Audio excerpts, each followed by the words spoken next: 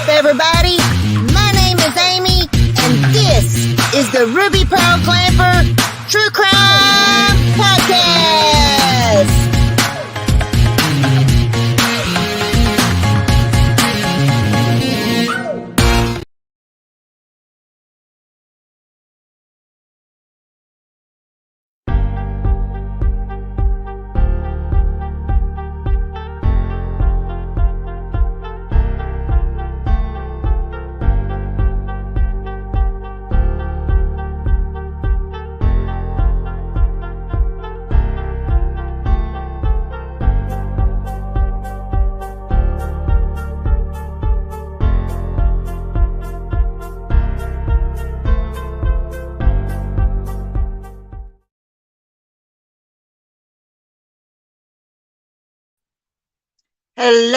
Hello, everyone. Welcome to the Ruby Pearl Glamper True Crime Podcast.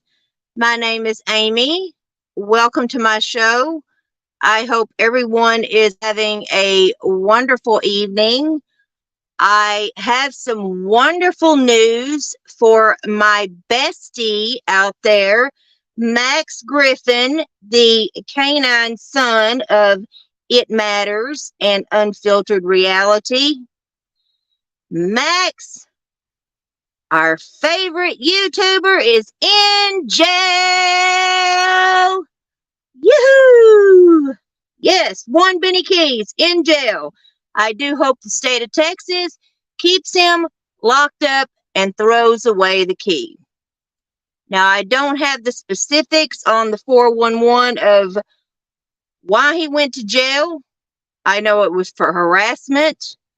I'm sure it has something to do with the many women that he has harassed, the many people he has harassed here on YouTube and in the real world. And, he bonded out. Well, all that cash his mama's got stashed for him, I'm sure he had plenty to get out on. But, you know, people that go to jail usually deserve to go to jail. It's just too bad the state of Texas just didn't go and do us all a favor and keep him. So, everyone, welcome to the Ruby Pearl Glamper True Crime Podcast. I am coming to you from the backwoods of Arkansas.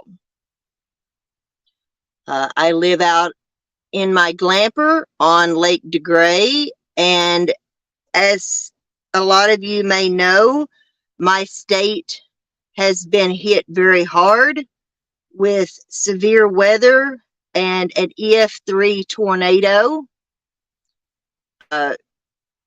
That tornado ripped through West Little Rock, parts of North Little Rock, Wynne, Arkansas, as well as Jacksonville, Arkansas.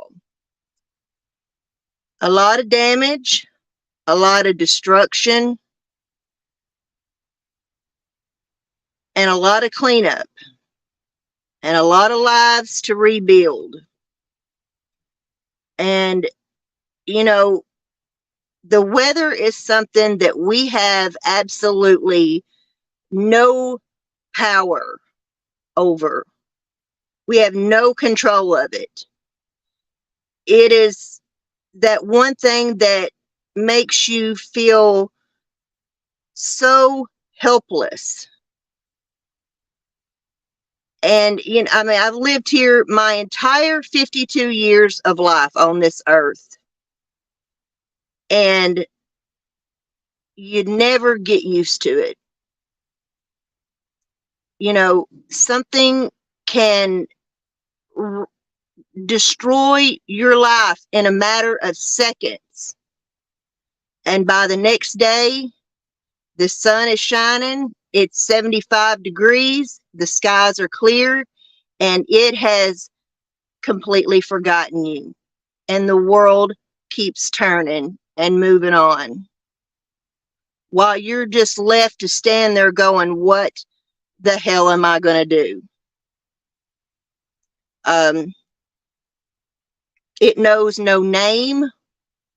It knows no skin color. It knows no religion. It knows no financial situation. It will hit, and you never know where it will hit or who it will hit or how hard it will hit. And it can just leave you with the most empty, helpless feeling. Some of you may know what it's like to live through a natural disaster, to survive a natural disaster, or have to rebuild after a natural disaster.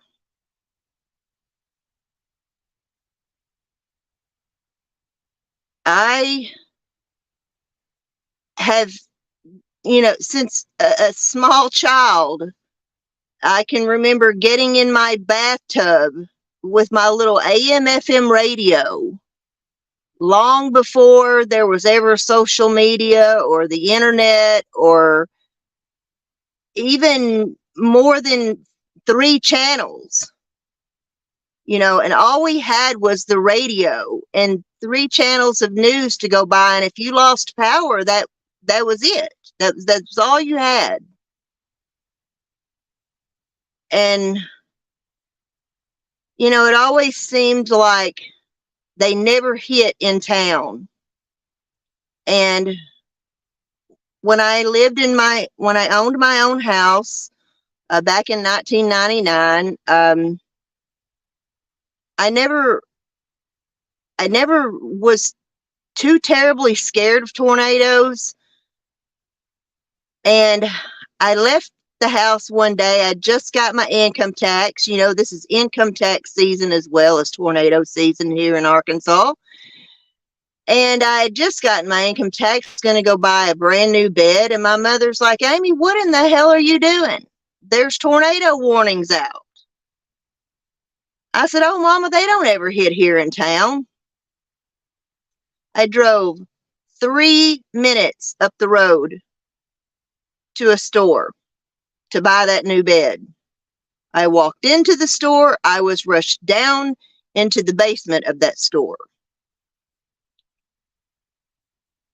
That tornado came right down Military Road, smack dab through town, through my neighborhood, gutted businesses there on Military, leveled the car wash next to me, blew most everyone's windows out of their vehicles in the parking lot. I was fortunate enough that it didn't blow the windows out of my boyfriend's truck, who was in Germany at the time that I was driving.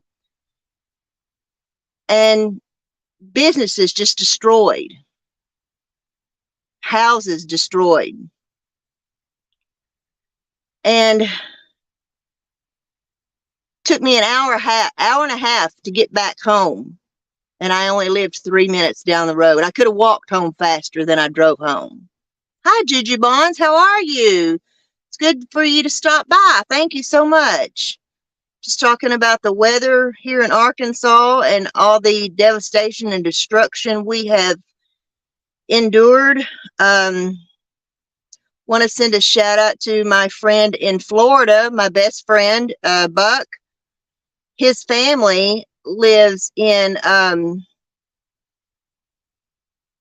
mind just went blank. The town in Mississippi that was hit last week with the tornado that tore through and ripped up that town. His family is okay, but their whole town was destroyed last week by a tornado. Hi, to you. How are you? And so the tornado that hit the other day, it was Friday, and I had gone to town to run some errands. I knew that there was a storm coming.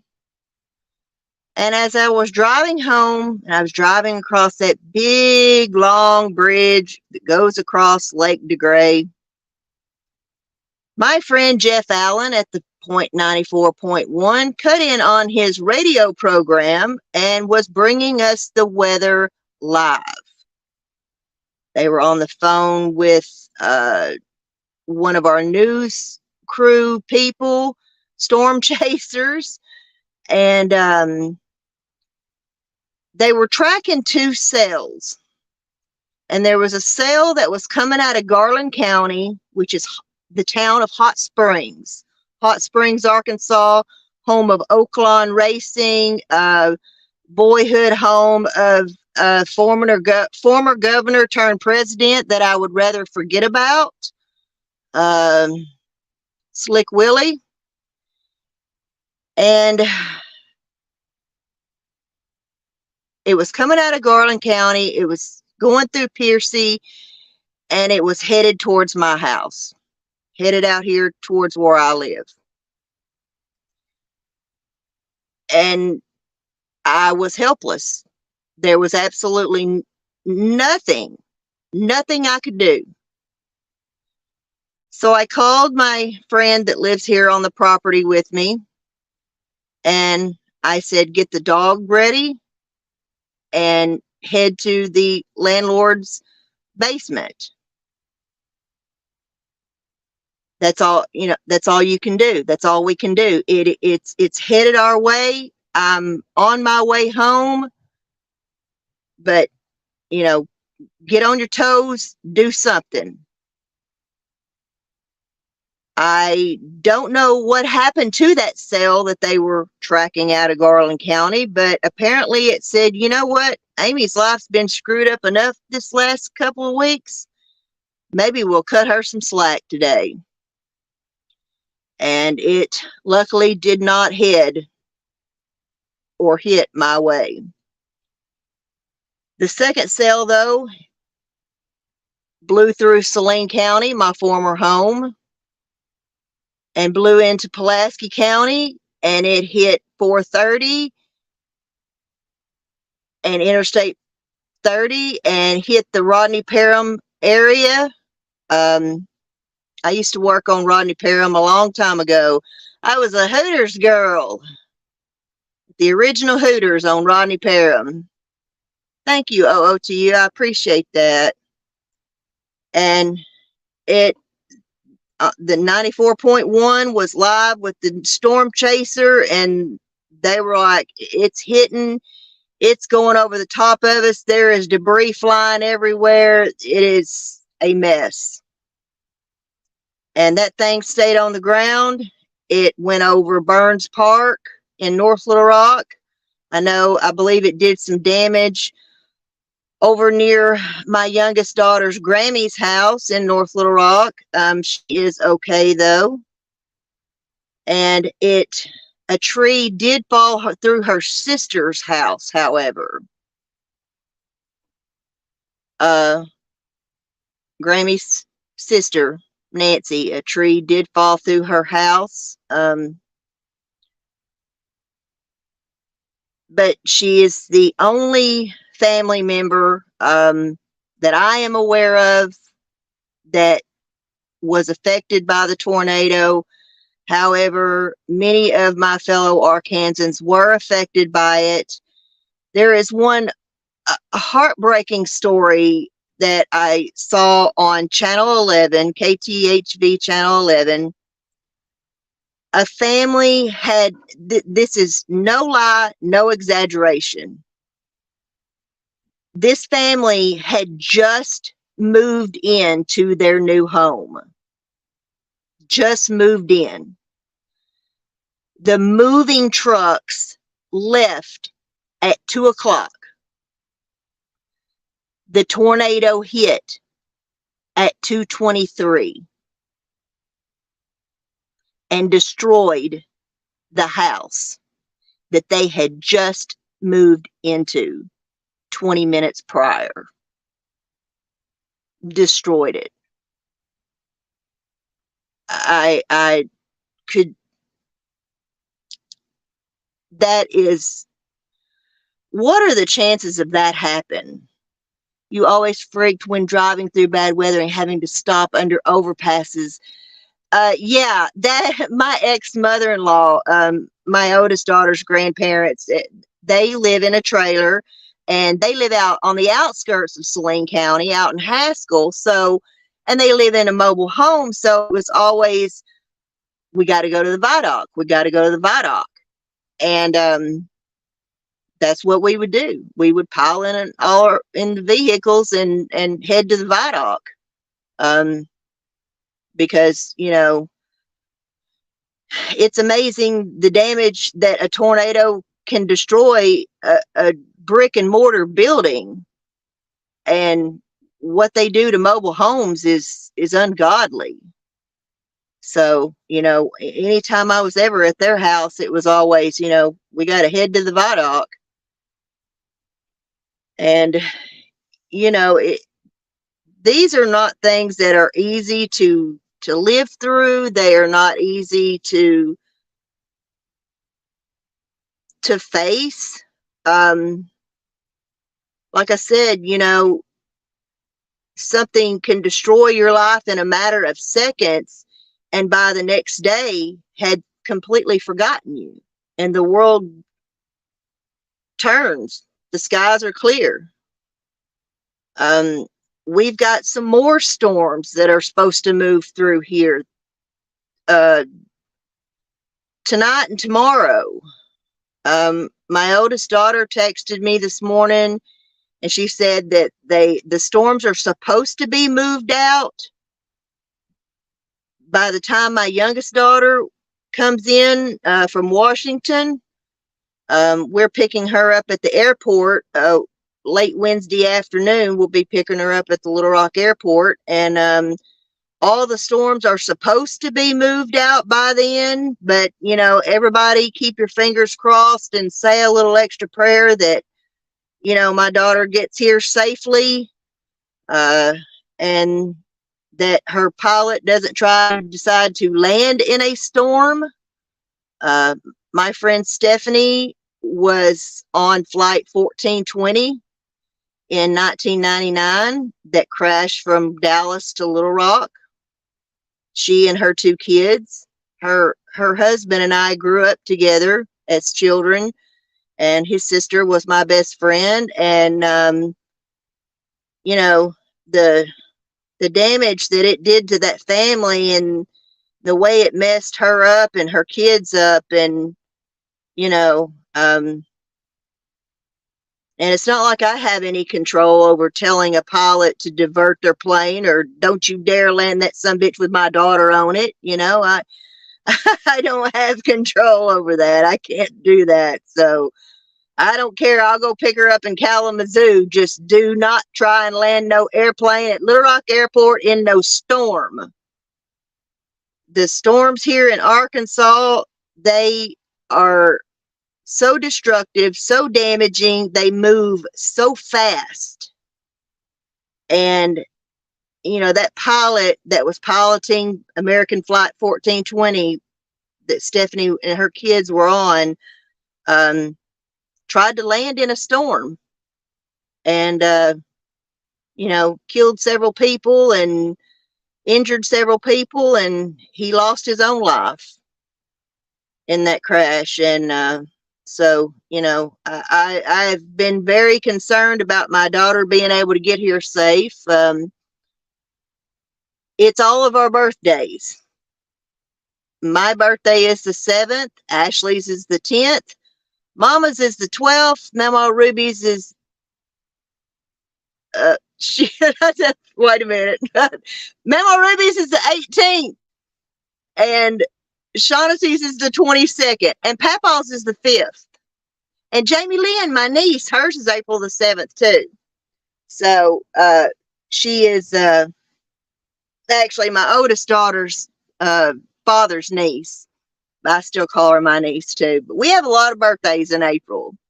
So hi, Bethea's Bite. How are you? I haven't seen you in a while. Hope you're doing good.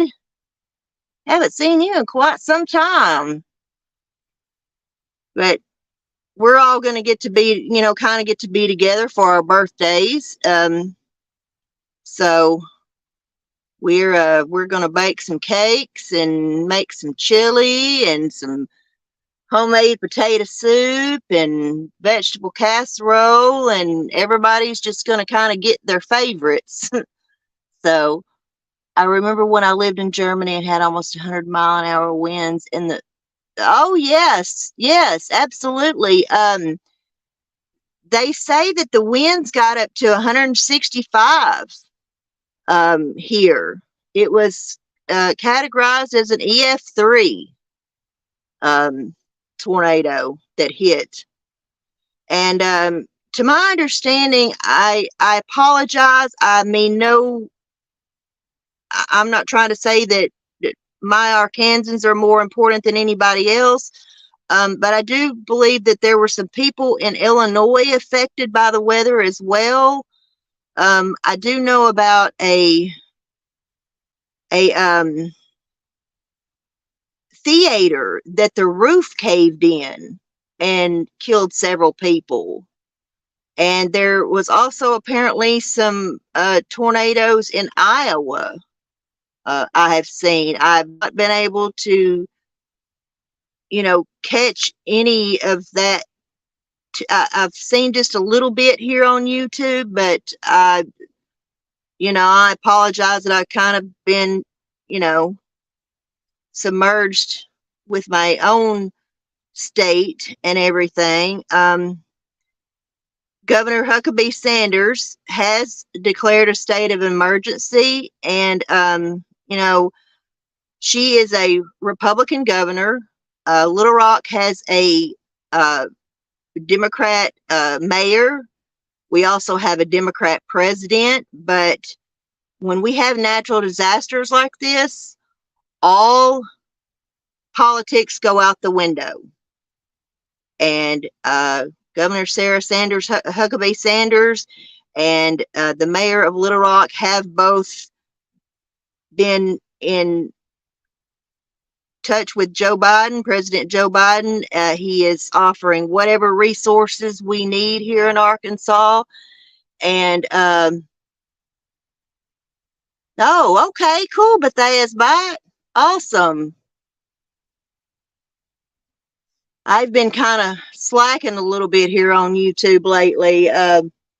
Remain Calm and I have been discussing going back over some things in the Summer Wells case, and kind of learning a lot from her that I didn't already know, because she took the honor of having to watch some channels that I don't watch.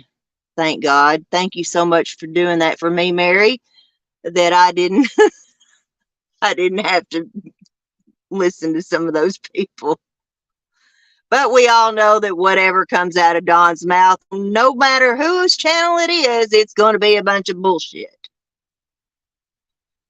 But yeah, y'all just keep Arkansas in your prayers and thoughts. And my prayers and thoughts go out to my fellow Arkansans who were affected by the tornadoes. And if any of you would like to help out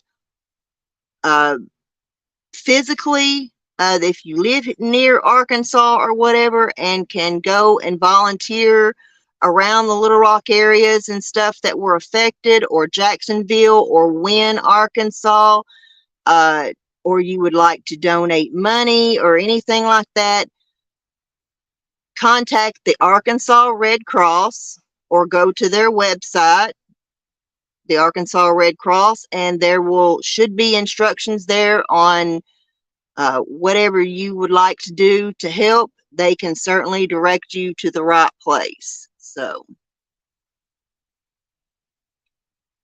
yes, we've been having a lot of good conversation about the Summer Wells case and discussions on her.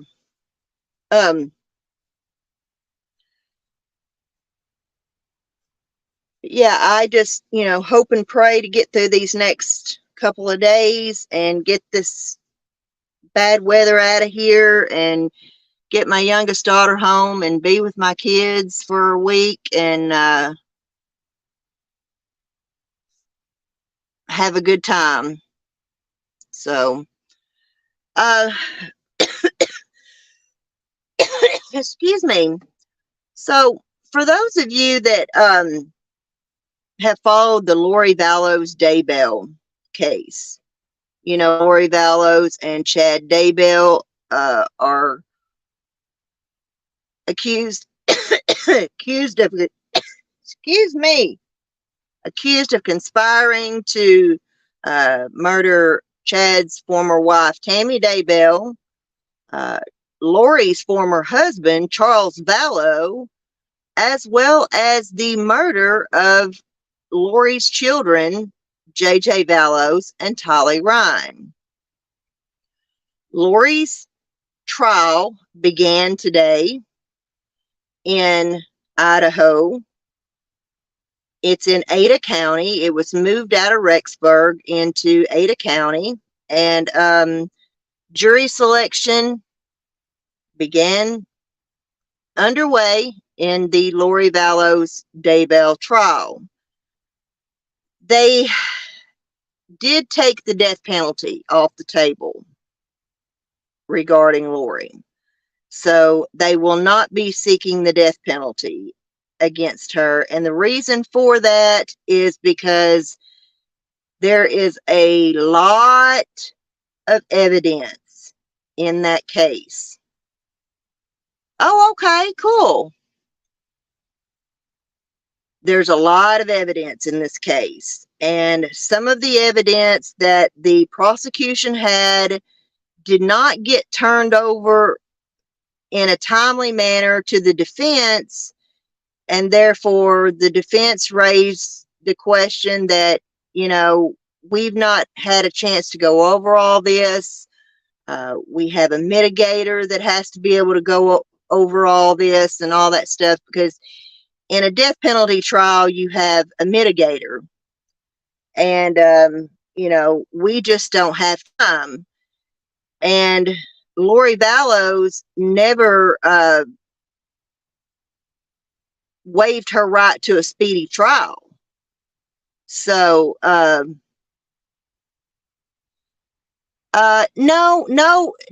that's not the reason they took the death penalty off the table. It was strictly for reasons because of this evidence that just didn't get to the defense in time for them to be able to go through all of it. And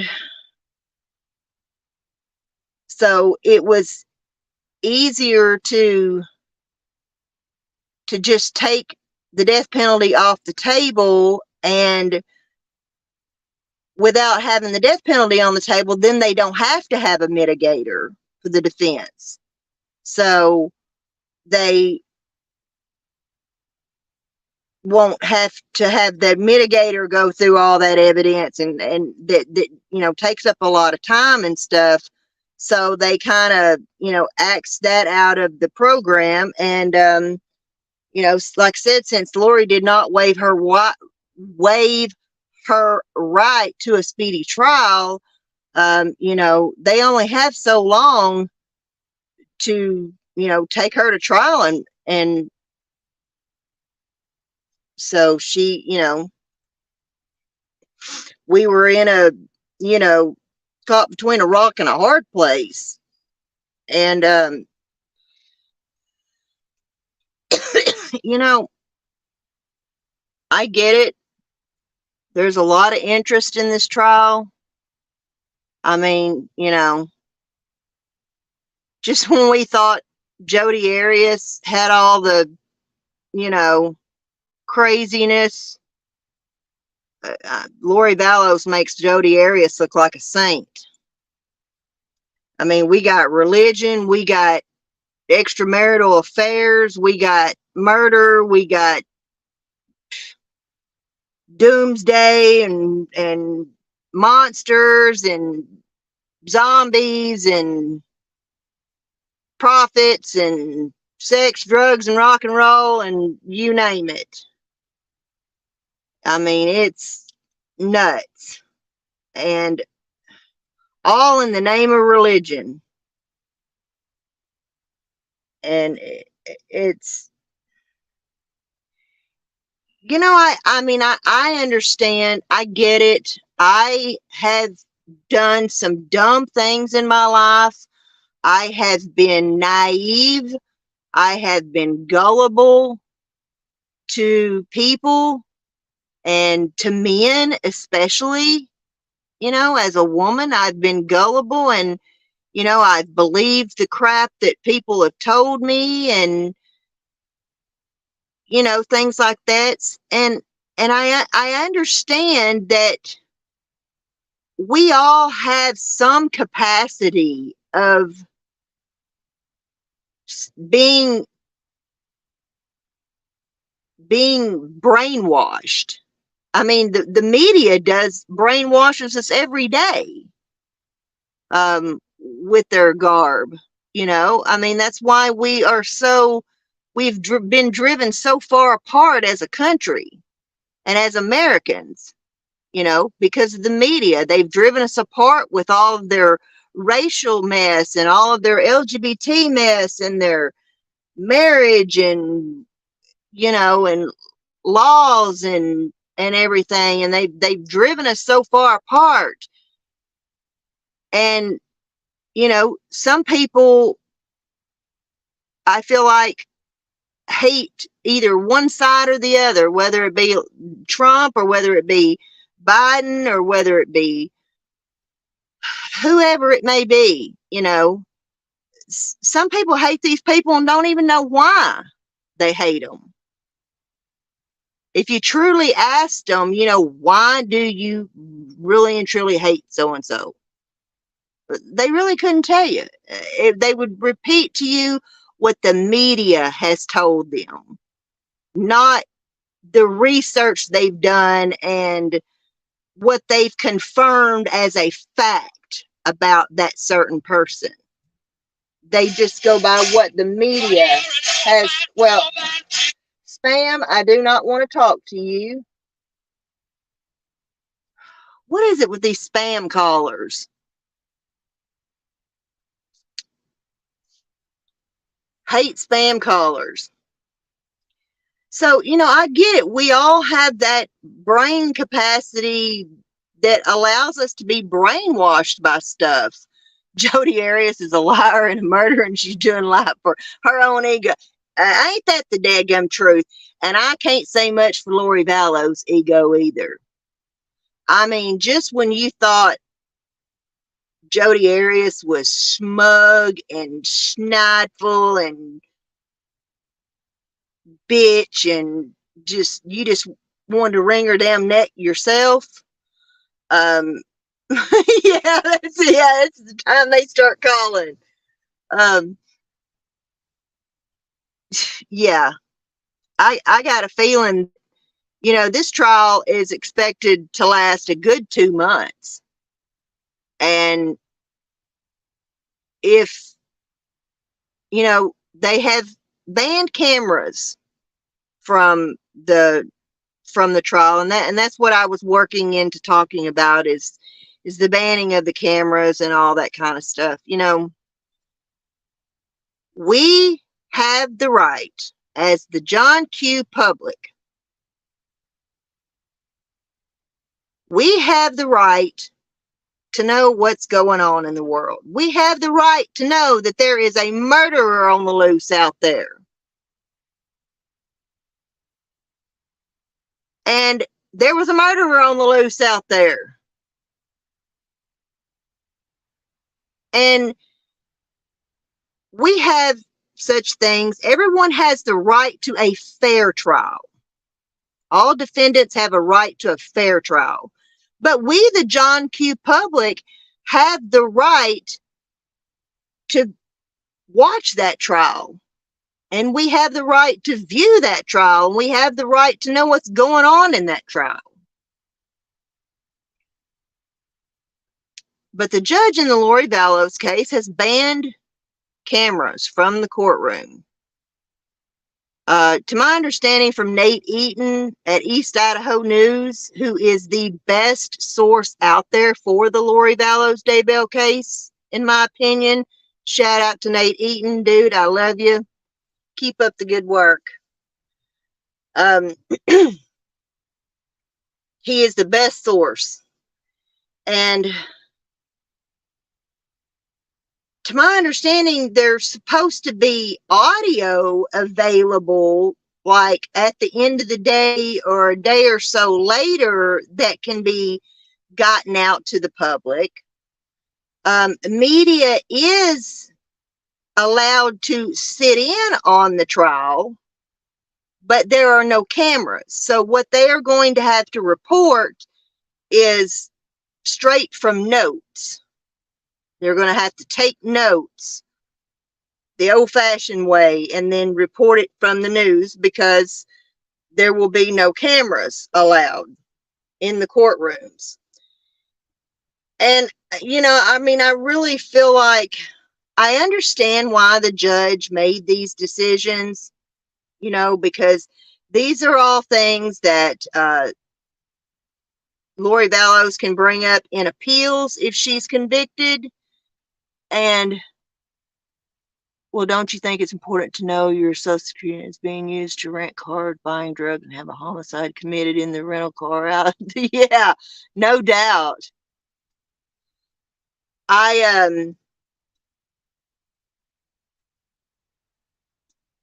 You know, the judge has really pushed his luck, not pushed his luck, but he's invaded the public's rights in order for the defendant in this case to get a fair trial.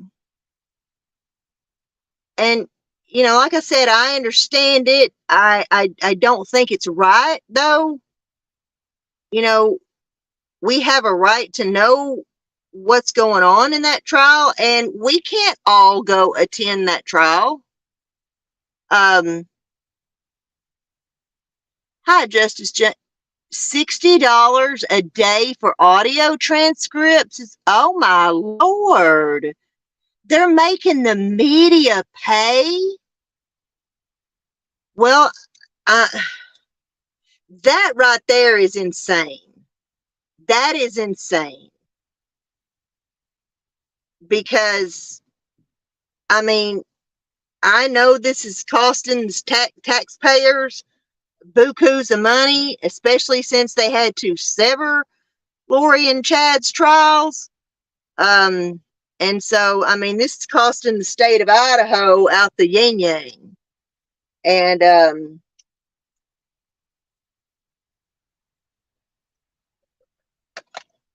excuse me. I don't think that's right at all. I don't. That's, you know, that's supposed to be free press, you know. But now the judge has also ruled, and the Larry and Kay Woodcock, the grandparents of J.J. Vallows, are fighting this ruling. All right, let me explain this, because I've been here and done this. All right. All right. J.J. Vallows is the biological son of Kay Woodcock's brother. That man and apparently JJ's biological mother could not take care of JJ. So the grandparents, Larry and Kay Woodcock, took care of JJ for a year after he came home, when he came home from the hospital. And as some of you may know, JJ does have developmental skills. I believe he's autistic, if I'm not mistaken. How are they really going to know? I mean, they're going to have people in there watching, you know, and making sure that no one's got secret recording devices. They're going to search people and stuff like that. And certainly if you get caught, which is actually part of the reason why the judge did ban cameras out of the courtroom because the defense claims that one media source there in Idaho abused their privileges and was recording things that they shouldn't have. Now, I don't know how true that is, but those were the allegations. So the judge just decided to ban cameras from the courtroom. But now Lori has gone, and her defense has gone and finagled around and managed to get Kay and Larry Woodcock kicked out of the courtroom. And Kay and Larry Woodcock are going to be called as witnesses in the trial. But they are also victims in this whole tragedy. They are not only the biological grandparents of J.J. Vallows, they are legally the adoptive aunt and uncle as well of J.J. Vallows. Now, they have no relation whatsoever to Tylee Ryan, no biological or adoptive relationship to her. However, they do firmly support her as JJ's sister just as much as they do JJ. Yes, they should close the court. Exactly. I think they should have sequestered the jury. Once they choose a jury, I think it should have gone down as sequestering the jury as opposed to sequestering the public and sequestering the media and banning all of us. That's not fair. But, you know, hey, if me not getting to watch that trial gives one step closer to Lori Vallows getting a fair trial and getting convicted, then so be it. But I've been down this road before, and I'm going to explain this.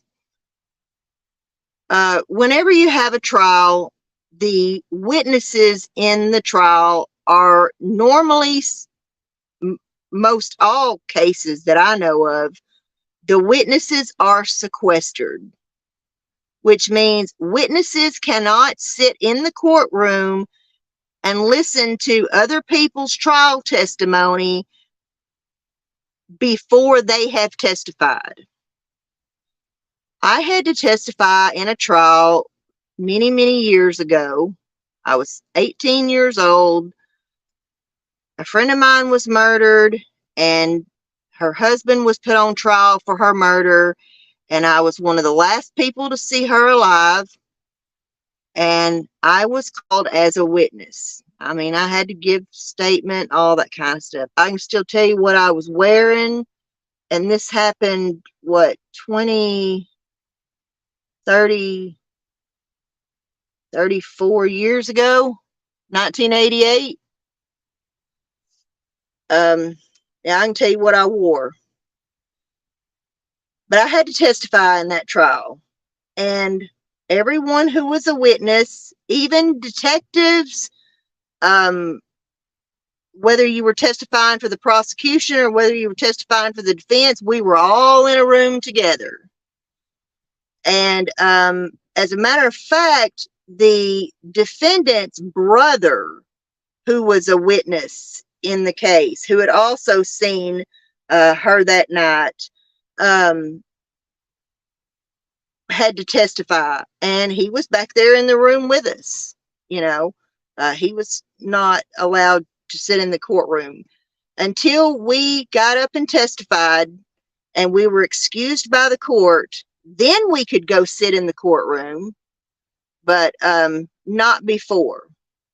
And this just ensures that, you know, people don't, hear someone else's testimony and change theirs to match that person's testimony. And, you know, it's just less chance of a bunch of lying and stuff.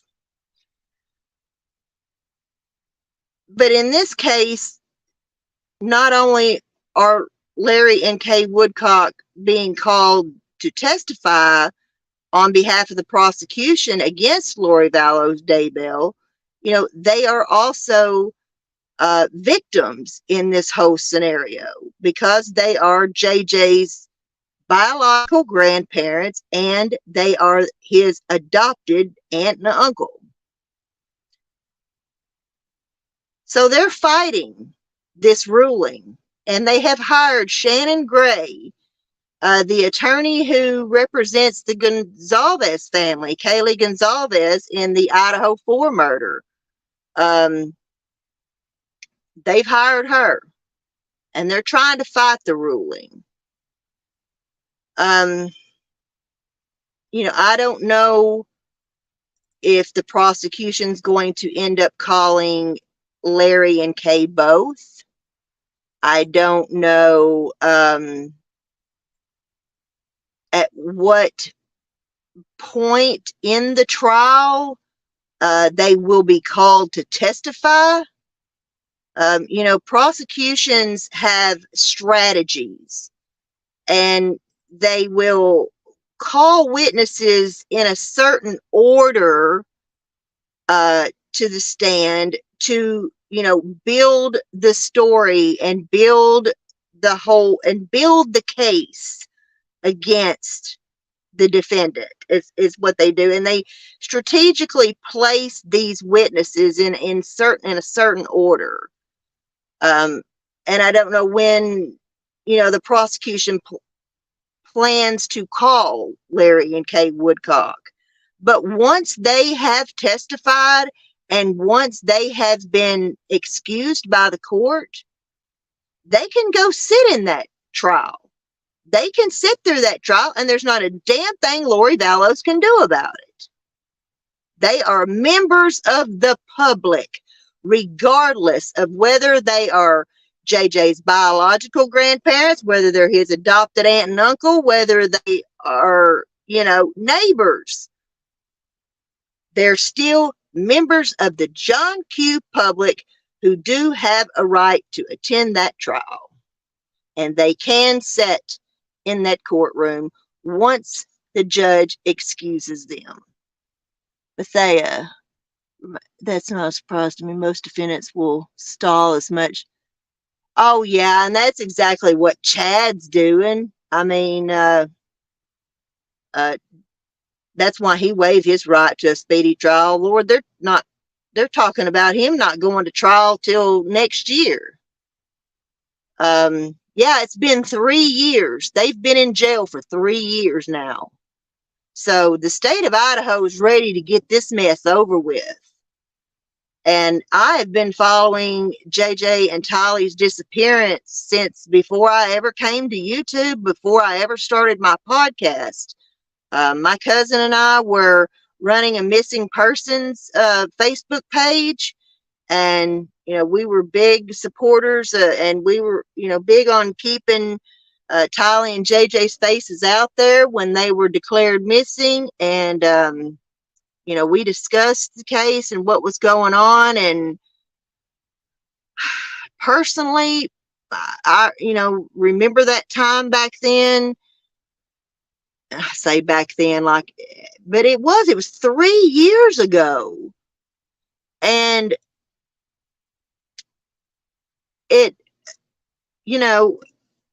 I never in my life imagined that they had taken the lives of those 2 children. It was awfully fishy about Charles, and it was awfully fishy about Chad's wife and everything. But I thought, no, I could not imagine that they had taken the lives of those 2 children, or that anybody had taken the lives of those 2 children. I figured they had them stuck off in some doomsday camp or some doomsday, kind of like Jonestown, dare I say, some type of had them in some kind of underground bunker or something, I had could not imagine that they had actually killed those children, and in the manner that they had killed those children is the most horrific imaginable. I mean, I don't know how much y'all are into zombies or, you know, The Walking Dead or Thriller or whatever, you know, but, or if you're gamers, but, you know, you look up How to Kill a Zombie, and that's exactly how they took the lives of J.J. Vallows and Tylee Ryan. That's exactly what they did to them. And it's sickening, and it is disgusting.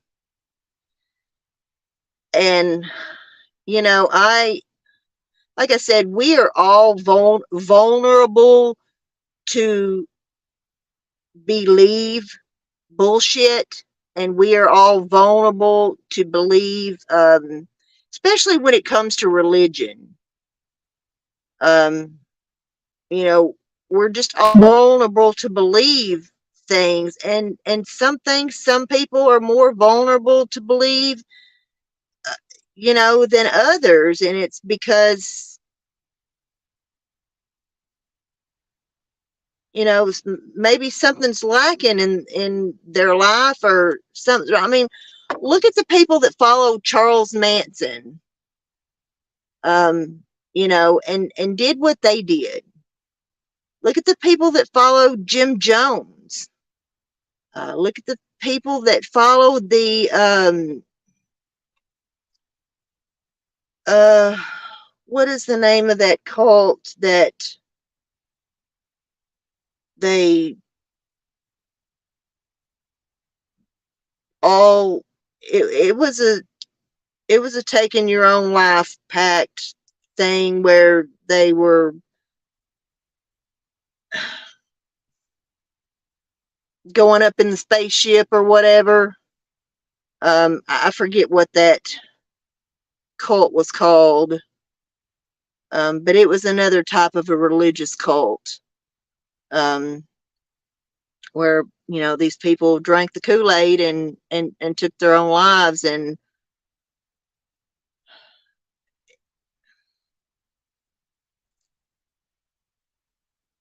you know, I feel bad for, I mean, like I said, I don't mean to be judgmental against people, because, you know, I've been naive and gullible and believed a bunch of bull crap out of people too, but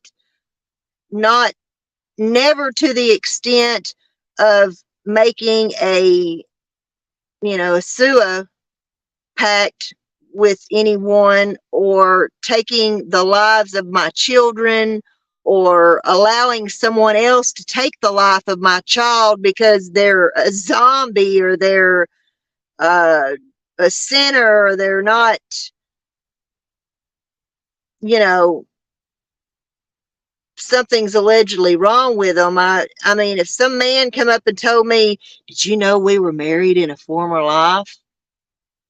Really? You don't say. That's nice. So we're divorced now? Okay. See ya. Yeah, David Koresh, the Waco, Texas situation was one. There was Stargazer. Yeah, they were some type of a religious cult that,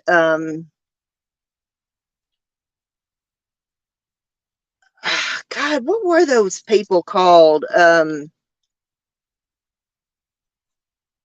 But they all, you know, took their own lives, that they were gonna, you know, ride the ride ride the flying saucer, you know, or whatever, something to that nature.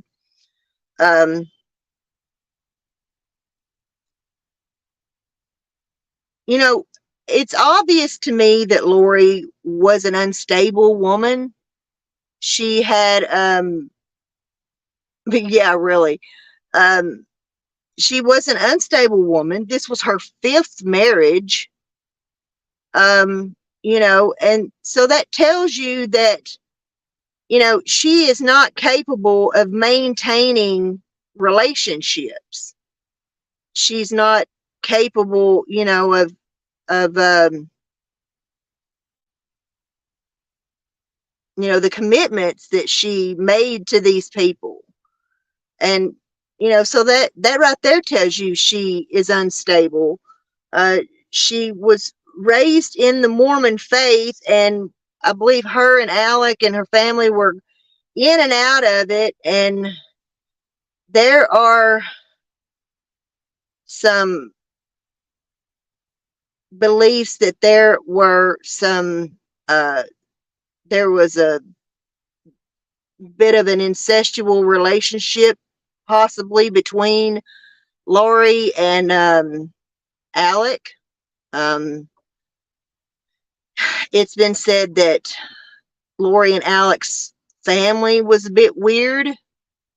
That they were very, I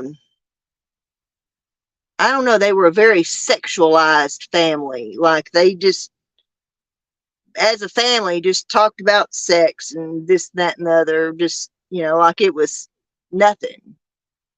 So they were, just a little bit, I don't know, but Alec certainly felt that he was Lori's protector. He was always very jealous of her husbands, didn't like her husbands.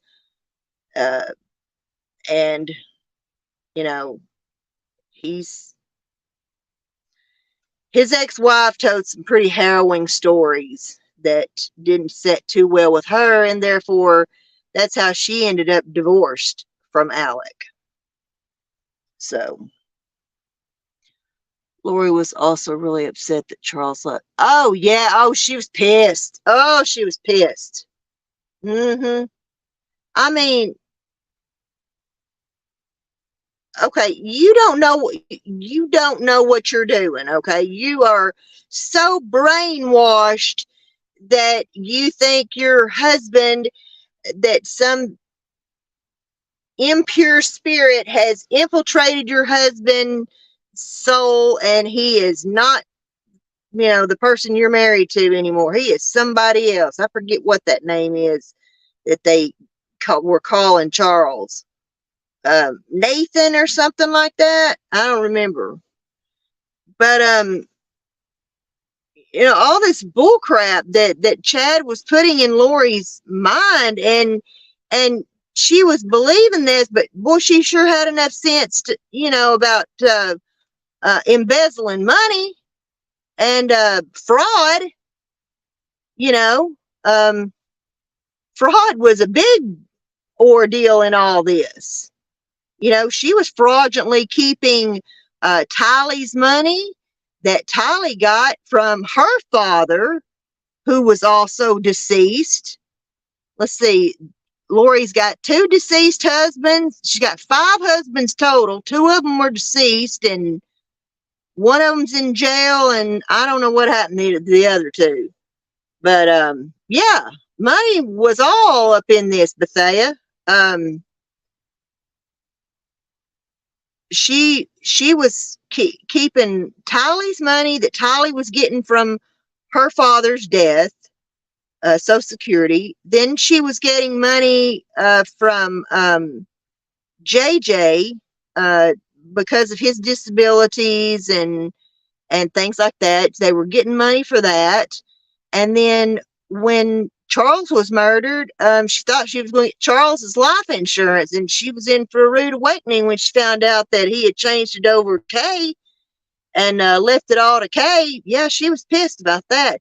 She's going to live off all these dead people's money, including Tammy Daybell's money that Chad would get from killing her. I mean, this was nothing but straight up affair. 2 people wanting to be together and thinking that they had to kill their spouses and their children to be together. They had these 2 young children standing in their way. In fact, Lori Vallows made the statement to Melanie Gibb that JJ's behavior and he was getting in the way of her and Chad's mission. She made that statement to Melanie Gibb. And to hear Melanie Gibb's interview with Nate Eaton is just shaking my effing head. I'm just like, lady, I get your religion. I get, that you believe certain things and all that. As I have my own religion, I have my own beliefs, and, some of those beliefs may not be things that she agrees with, or you agree with, or anybody else agrees with for that matter. But they are my beliefs, and it's what I believe in. But it's like, come on, are you that? Apparently she was that naive too, because she was believing all this crap about prophets and Chad being a prophet and being able to, see things and know things and have his visits with God and know things that were going to happen and have visions and all that. She believed in all that crap coming from him too. It was just sick they were enjoying. Yes, in Hawaii. Yeah. And,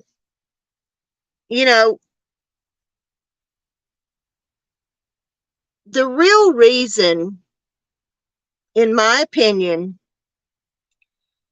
the real reason why she wants to keep Larry and Kay Woodcock out of that courtroom, this is not about whether or not they are true victims or whether or not by Idaho law their aunt and uncle or their grandparents, or that does not matter. What matters is that they are in that courtroom as basically the only living relatives, the only people there to support the victims, the real victims in this case, which are JJ and Tylee, as well as Charles Vallow and Tammy Daybell. They are there, but they are there truly to represent JJ and Tylee. And Lori Vallows does not want that. She does not want that jury to see those grieving grandparents / aunt and uncle in that courtroom with tears in their eyes. She does not want that jury to see the pain on their faces, the tears in their eyes. She doesn't want anyone that is against her in that courtroom. That's what this is really all about. This is not about legalities and laws. This is about not wanting that jury to see anybody representing the real victims in this case, which are JJ and Tylee. That's what this is about. And it's sickening. Like, it's like she, the defendant, has all the rights. Well, where's JJ and Tylee's rights? Where are the grandparents' rights? Where are the aunt and uncle rights? Where are the family rights? Oh, but she said it was okay for her son Colby to be in the courtroom. Yeah, because she thinks Colby's going to be there to support her. Bitch, you had nobody coming to support you. Lori Vallows Daybell, no one is coming to your trial to support you. Get that through your magazine makeup face, ugly, disgusting, murdering self. You are inhumane. You are not a prophet. Your husband's not a prophet. Y'all are both going to burn in fucking hell. Amen. Now that I've gotten that off my chest. Yeah. Oh, absolutely. Yeah. And thank God they did. I mean, I don't pity. That's not the right word. I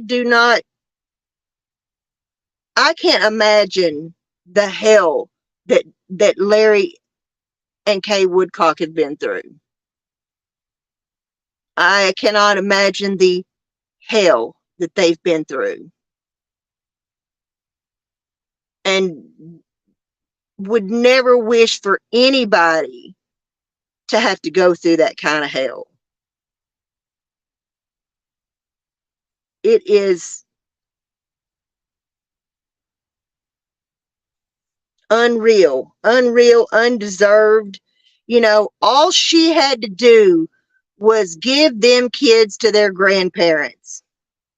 All she had to do was let JJ go back to live with Kay and Larry. All she had to do was let Tylee go. Tylee could have went and stayed with Kobe. Tylee could have went and stayed with anybody. But she chose to take their lives out of greed and selfishness. Greed for their money and selfishness because she didn't want to be a mother no more. She wanted to be with her new prophet husband and live off everybody's dead insurance money. That is sickening. All in the name of religion, using religion as an excuse.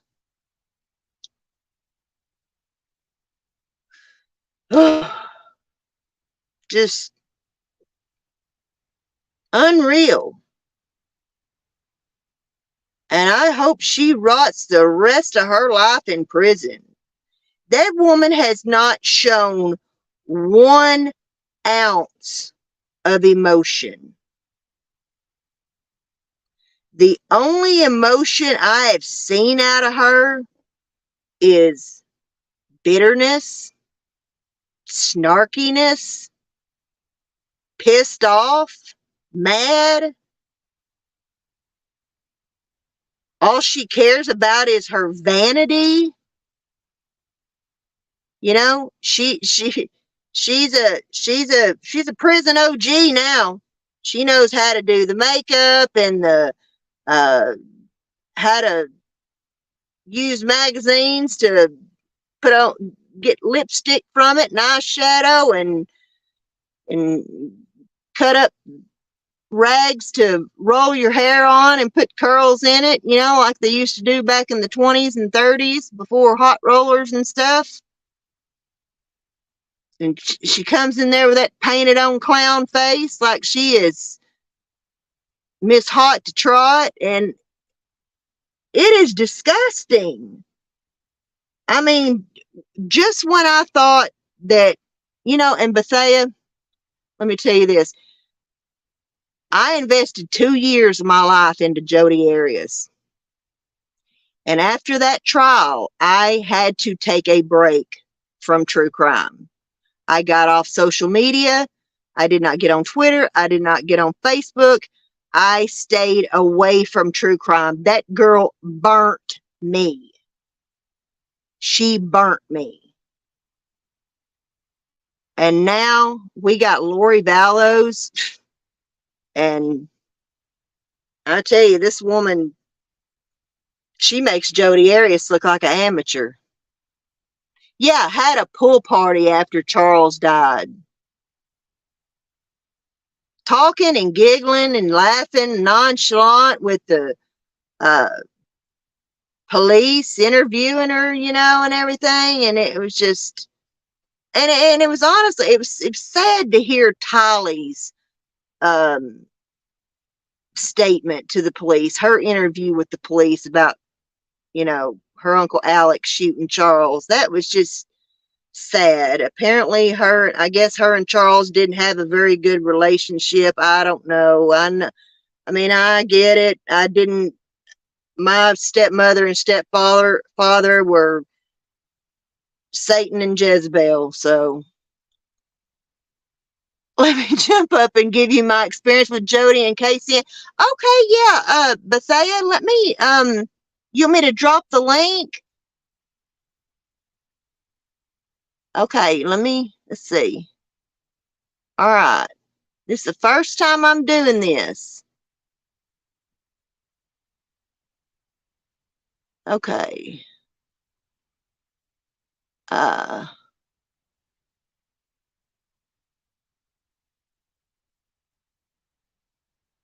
right, guys. There is the StreamYard link.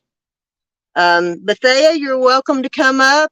Mary, if you're still here, Bethea, you come up and tell me your experience with Jody and Casey Anthony. I'd love to hear about it because here we go. Let's see. How do I bring you up? Okay. Hey, Bethea, you there? loud and clear. How you doing? Hey, how are you? I'm doing all right. I'm doing all right. How are you been I'm doing? honored to be here. Honored to be here. Ay, Great. ay, ay. This you make mention of how this case is kind of in comparison to Jodi Arias and Casey Anthony. Uh-huh. Let me start with Miss La Bella Vita first. Like with the Jodi Arias case, I followed Casey Anthony's case since moment one. When I first Yes. found out that little Kaylee was missing, 2 years old. Mhm. Mhm. I'm watching this case. I'm following this case along. Keep in mind, this is all before I even thought about getting into true crime.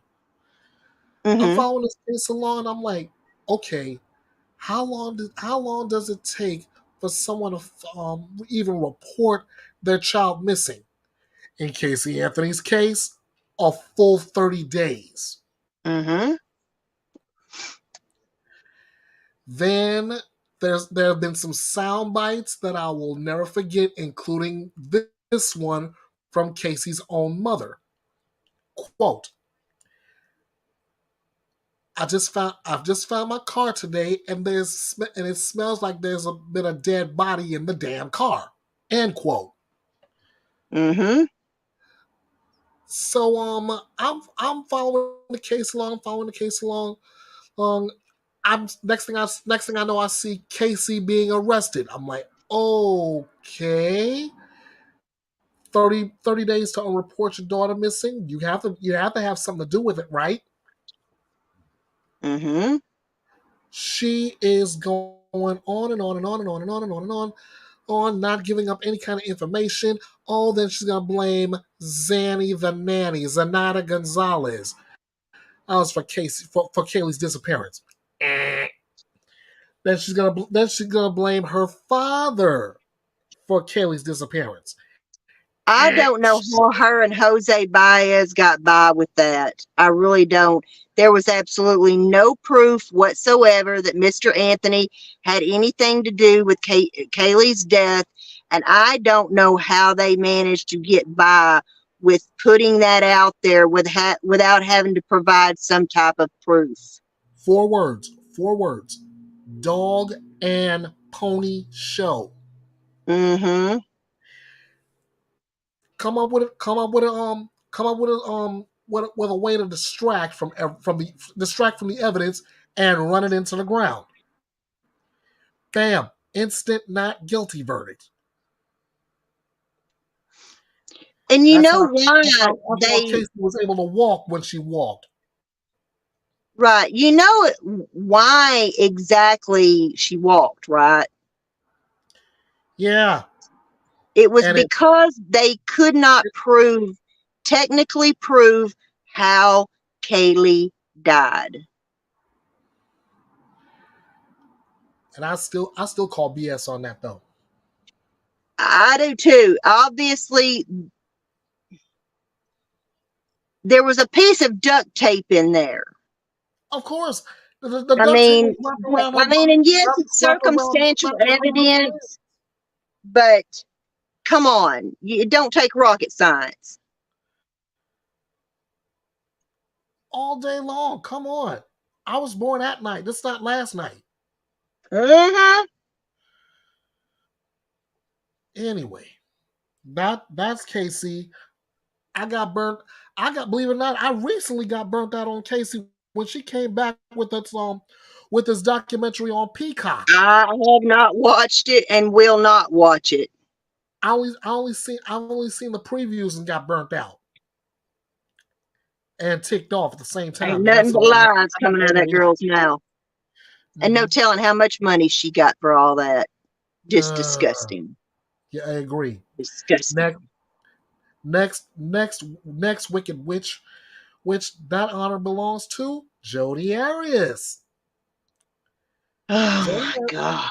Jodi hooks up with a guy. Nice guy. Honestly, the guy could have done better long before that. Anyway, the guy breaks up with Jodi. Smart move. Ends up seeing somebody else. About to take a trip. Jodi has it in the back of her mind. If she can't have him, you know the line. Nobody can. That's it. So she arranges a meeting for Travis, her now ex, or at the time ex-boyfriend, to meet up with her one last time. He's not giving her what she wanted, so she decides to go ahead and just take him out of the picture. Shoots him, stabs him, slices his neck smiley face style. Put her on trial. Oh my Lord. Did you watch that whole, what was it, 18 days she was on the stand? I did. Oh my Lord, me too, dude. How did I survive that? I don't know. I say by the grace of God, but still. A lot of cigarettes and BC powder got me through it. I said all I heard mostly out of her was fog. And the fog rolled in. You're just trying to find a way to lie. You're trying to find a way to lie, or you're already doing it and just don't give it. And her tit for tatting with Juan Martinez was better than a Mike Tyson fight. Shoot, most Mike Tyson fights end quick. Exactly. Most Mike Tyson fights will end. I remember the fight. I was working at a club and we were airing the fight. The one where he knocked him out in about 10 seconds. God, yes. People were pissed. We had paid for that pay-per-view and they'd paid to come to the club and watch it in 10 seconds and it's over with. Fact, Mike wasn't getting paid by the hour. Exactly. Mike Tyson always had this saying, and God knows it's true no matter what you're doing. Everybody's got a plan until they get punched in the mouth. In the Jodi Arias case, Jodi had a plan to lie her way out of this. She ended up lying her way to a guilty verdict. Exactly. She lucked out. However, she lucked out when they weren't able to settle on the death penalty, so she is sitting behind bars doing life. Exactly. And both times it was one man who was the holdout. One man that she managed to And I'm willing to bet that manipulate. one man. I'm willing to bet I know what that one man was what head he was thinking with. If you smell what the Exactly. eyeball. Exactly. Yes, I had to take a long vacay after that trial. And that was my first real taste at seeing just how crazy the public is. Okay, Mary, I will talk to you tomorrow, I'm sure. Peace out. Have a good one. Um, yeah, man, that Woo. I didn't want to hear of. I didn't watch any trials. I didn't follow any cases. I didn't do anything after that trial. I was just nuts. I And was poor I Kurt was Nermy, I was trying. God bless Kurt Nermy's heart. We all hated on him during that trial, and I feel so sorry for that man every time I see him now. Now that I'm thinking about him, I felt sorry for both of her original defense attorneys, Nermy and Jennifer Wilcott, Yeah, because they had I to didn't deal realize. with that ego. I mean, that ego was just. Oh, I think yeah. what was the case out of the case was out of Arizona, right? Yes. Jody's ego was bigger than the state of Arizona, working on the size of Texas. Yep. Sure it was. Had enough nerve to sit on the witness stand claiming she's a victim of domestic abuse. Oh, that whole finger thing. And we were all doing it. We were all taking pictures of ourselves on Twitter doing it. The whole big finger thing. We were all taking pictures on Twitter of our fingers all bent and stuff. And I mean, I can you do gotta that be too, ribbing. Jody. I mean, you gotta be ribbing me. Ay ay ay. I tell Something else. man, So you're going to be talking about Lori Vallows as well on your channel next Wednesday? I'm gonna bring it up this week. I'm gonna bring this up on Wednesday. I'm gonna bring up a lot of different cases that have something to do with so-called and I put this and I'm using the term loosely, so-called parents Mm-hmm. hurting, harming, killing their kids. Like Oh, it's an epidemic. We've got a full-blown epidemic on our hands, babe. you're not kidding. You are It's so not every, kidding. it seems like every week. We've got a missing kid and then it turns out to be their parents. Listen, this is the piece of one article that I was going to post this article originally today, but I said, you know what? This is something I need to talk about. A Washington state man and his girlfriend who are on the U.S. Marshals Most Wanted list on accusations they tortured a 7-year-old boy to death were apprehended in Mexico. Mm. Yes, their 5 children were rescued after their arrest, according to the National Center for Missing and Exploited Children on Friday. Edgar Oh my Salvador goodness. Casian Garcia, 34, and his 38-year-old girlfriend Araceli Medina are both charged with first-degree aggravated murder, 4 counts of first-degree rape of a child, and 3 counts of first-degree assault of a child. Again, according to U.S. Marshals. Absolutely sickening. Yeah. February, the Just in February, they evil. were placed on the Marshals' 15 most wanted list, and a $50,000 reward was offered for information leading to their arrests. In a Mm. press statement, Nick Mick said the children are back in the United States and in protective custody. I'm Thank that God. Yeah, right. Mm. I guess you've also heard about the little boy and his mother in Florida over the last few days. The What mother the was one that was found found? stabbed to death, and the little boy was, his body was found with an animal. And An that's the alligator? only details I'm going, yes, and that's the only details I want to discuss.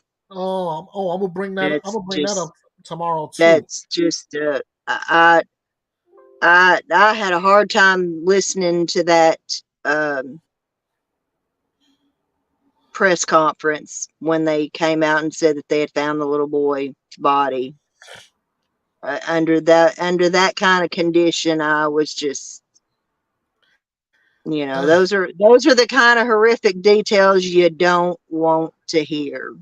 no, you don't. No, you don't. But we get them. That's the sad thing. Exactly, And and two year two and year and the 2 year old by horrific the name of details Lori that Vallows we get Daybell. in so many of these kids' cases. Um, we had Kamari Holland, and we had Cupcake McKinney, Uh, and um, you know, hmm, it don't get no more. Evelyn Boswell, it don't get no more horrible than that. hmm. Like, how much more horrible can it get?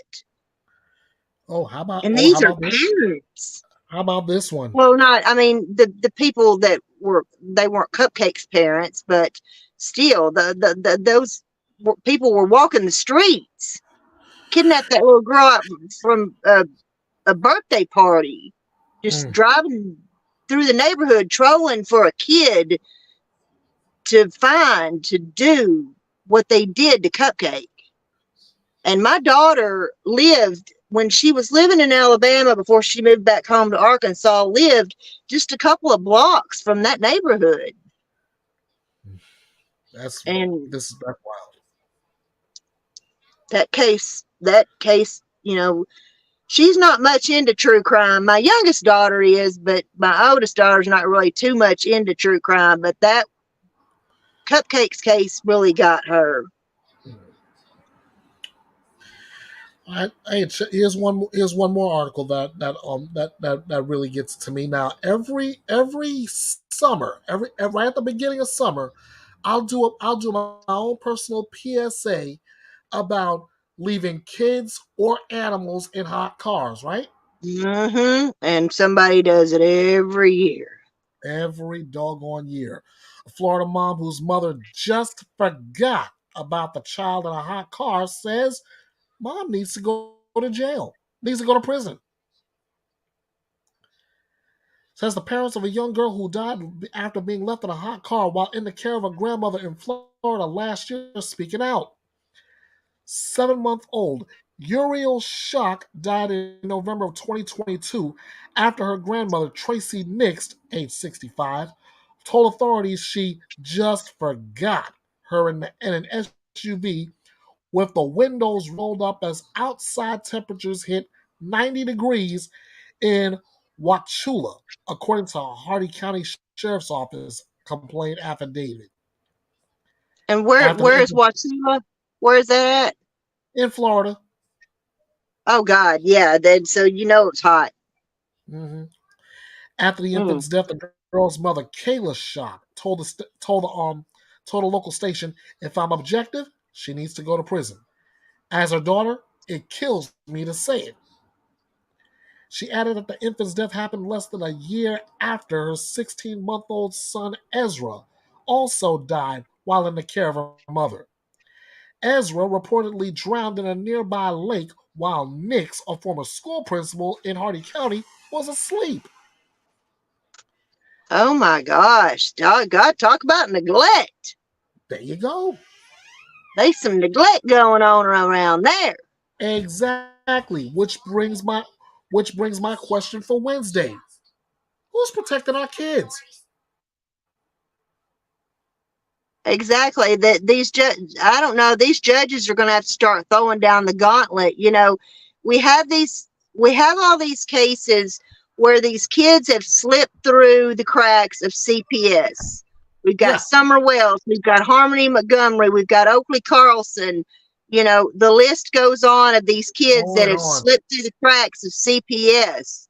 Yeah, And these parents, they just take these kids away from them. They put them in foster care and whatnot, and they tell these parents, go to rehab, clean your house up, get sober, and you can get your kids back.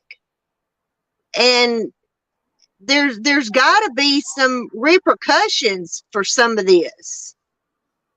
What, we don't have TV? You know, uh, they're going to have to start charging these parents, Yeah. and still, giving them, I mean, because one story that I remember doing recently was oh, this one out of Texas. It's still disturbing me. And I need to check for updates on this one. you're talking about the Houston mother, Yep. Gloria Williams and Brian Coulter. That is a case that I'm following. That No, is a no, no. case That's that not the I'm case. That's covering. not the case I'm following. Oh, It's a okay. it's the mother who was doing unsupervised visit with her kids when she shouldn't. CPS was to pick up the kids, and mom decides she's gonna stab all of her kids. Okay, The last think I might I think I might have heard about that case. yeah, last I I tell you, checked. there's a lot of them that do come out of Texas too. The one that I've been following, and that I covered on Monster Moms is Gloria Williams and Brian Coulter, who left her who let her boyfriend Brian Coulter uh, beat her young son Kendrick to death and left his body.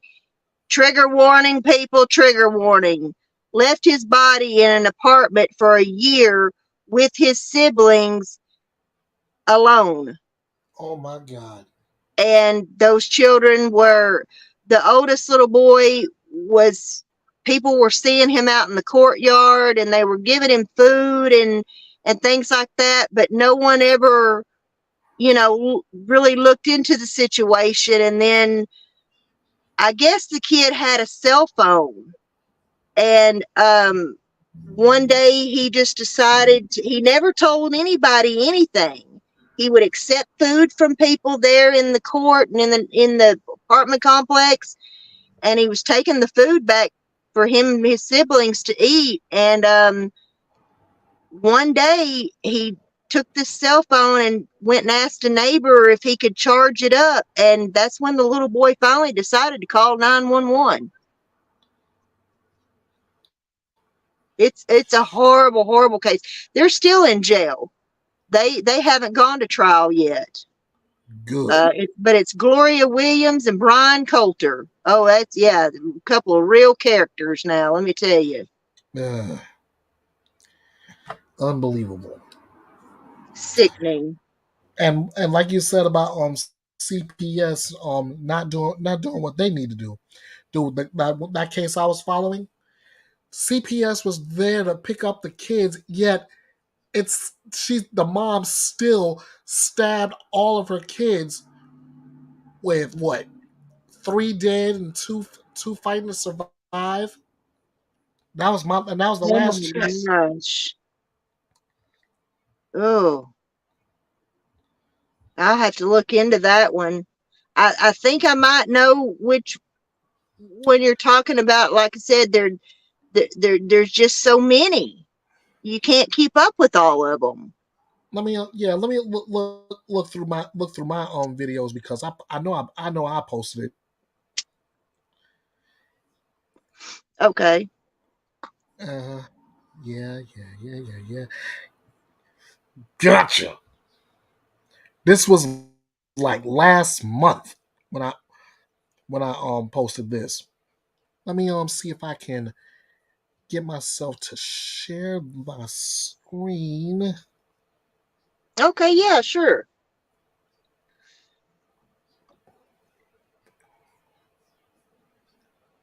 I'm still learning, Bay. I'm still learning here on StreamYard how to do all this stuff.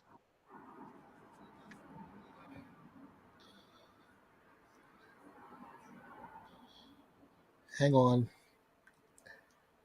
Do I need to bring your screen up too? Just a moment.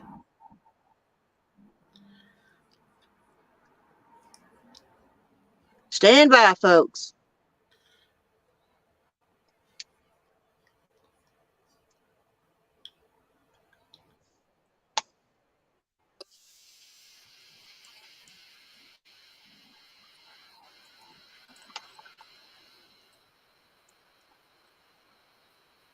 Okay, I see it. I see it in my.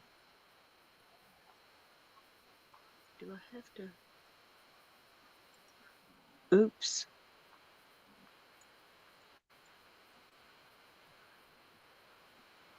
Okay, I can see it, but I don't think the viewers can see it. Hmm.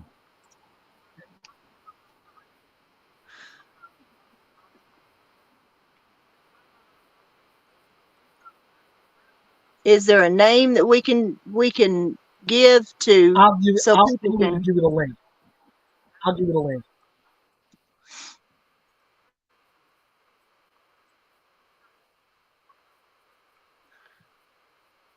I see Shemaya, Shamaiya, Shemaya. Yeah. Check your private chat. I'll left the link there.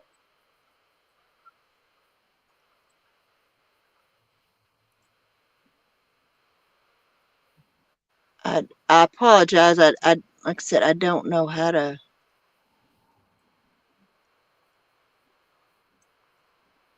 No, I don't want to kick you out.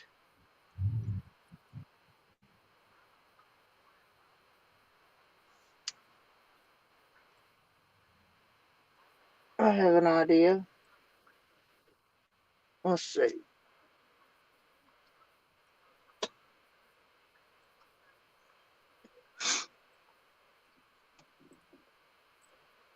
I have an idea. Bay, hang on just a second. Go ahead. We're gonna do this the old-fashioned way. Let me find my. Oh, here it is. Okay.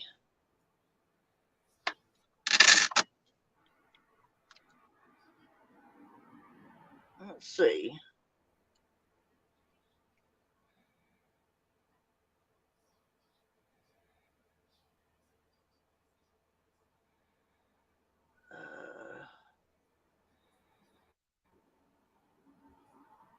S H A M. Like I said, I have the link in your private chat. Oh, okay. Let's see. Oh, okay.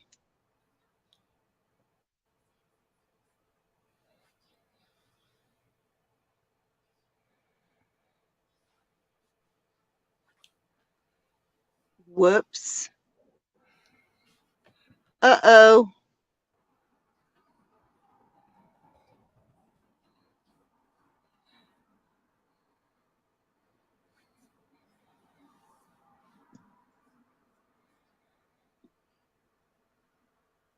Oh no. Am I still here? Hello? I You're think still I on. just. You're still on. Okay. Okay. Are you able to see your screen? I can tab back and forth. Okay. Oh my gosh. I don't know what I've done. Okay. Hang on. I've got to try to get back in here.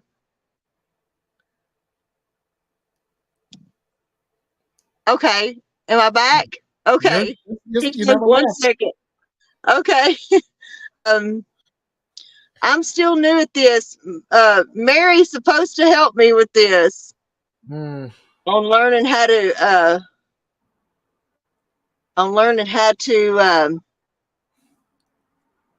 do this whole sharing. I've not ever done. this before, and I apologize. Okay, let's see. Here, okay, here is, all right. Hang on one second.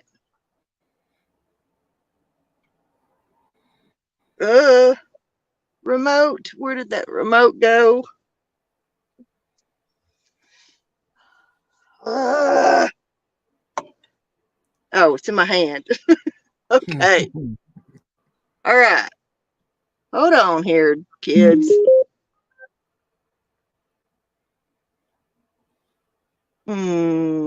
How do we change? There's me. Okay. We want to. How do I change the camera? Uh-oh. How do I flip the camera? Oops. That's not what I wanted to do. All right. I'm back. Okay. What you want? No, I don't know how to. I don't know how to change the camera on this. Okay. Don't worry about And if I click on the link, it Here's, all right, slow down. Okay, I'm so sorry. Slow down. Here's what you do. Okay. Copy the link. Well, that's what I was trying to do. We're gonna take this. We're gonna take this in steps. Copy the link. But if I touch it, if you it goes to the video. If you right click it, you can copy it. Oh, I'm on a tablet. I'm not on a computer. Ooh, drat. Yeah. There's so much for that idea, man. Anyways, I don't know how to flip my camera.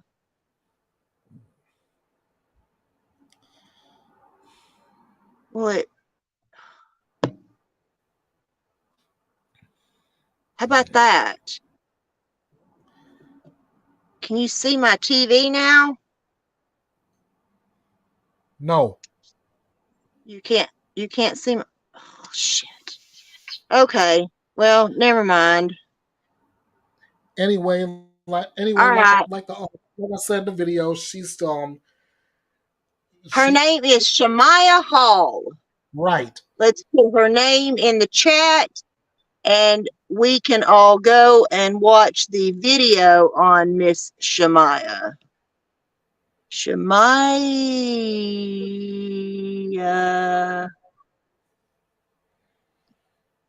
Hall. That is her name, and I will be going and watching that as soon as we are done here. Right.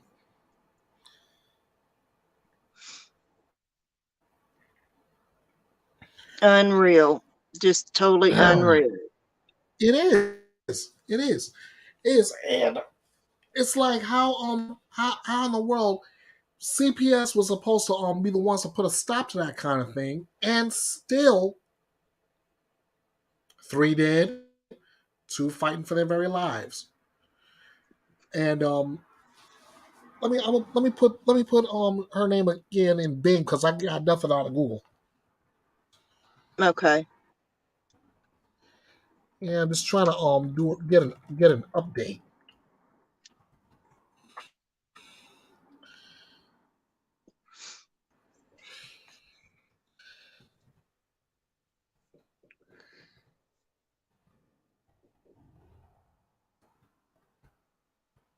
Okay, this is in Italy, Texas? Yes. Okay. Gloria Williams and Brian Coulter are in Houston, Texas. Yeah, that is a horrid case. That's going to take a lot of therapy for those other children to. Oh. And they had injuries themselves that they had to have surgery for. I believe the oldest boy that was getting the food and stuff from neighbors, he had to, I want to say he had to have some type of a surgery on his jaw, and it was from Brian hitting him in the mouth. That's just nuts. Mm.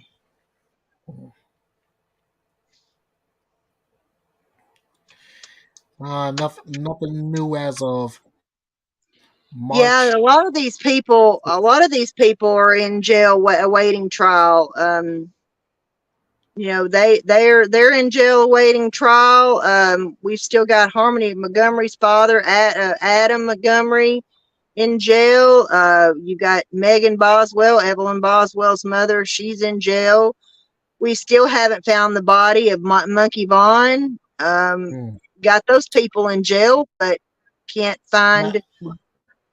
I got a couple on trial now in Florida for child abuse and neglect. Uh huh. I've got I've got three defendants recently found guilty in another case. It's one of the most disgusting that I've ever covered. And Yeah. I've got I've, I've got two and her I got two a guy and an 8-year-old girl's mother getting ready to go to trial Mm-hmm. for the murder of the 8-year-old. Justine Johnson pled guilty. Justine Johnson, the woman that stabbed her daughter to death, and that said SpongeBob SquarePants told her to do it. What? Yes. If I'm lying, I'm dying. I did a video on it. Her name is Justine Johnson. The video is titled "Who Lives in a Pineapple Under the Sea." Oh my God. Mm-hmm.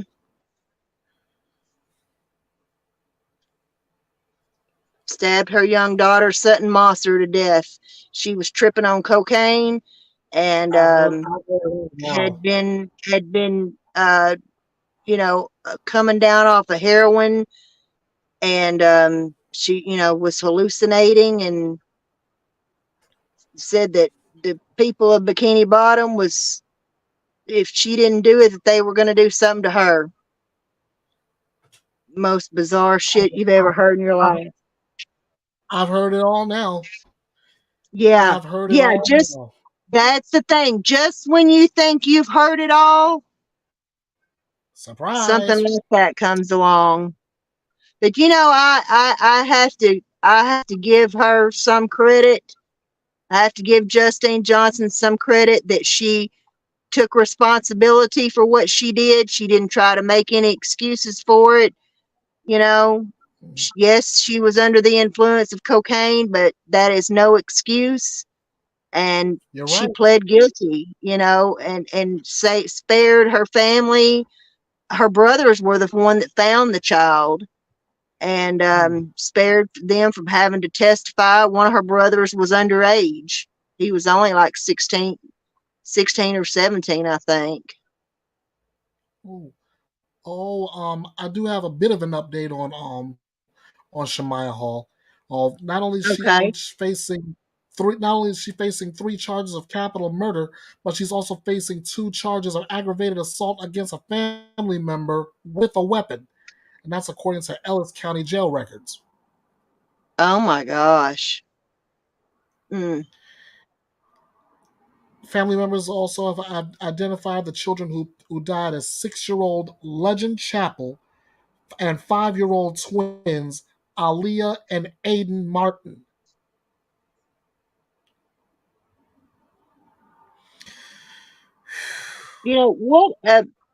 What is wrong with these people? We blame a lot of stuff on mental illness and things like that, but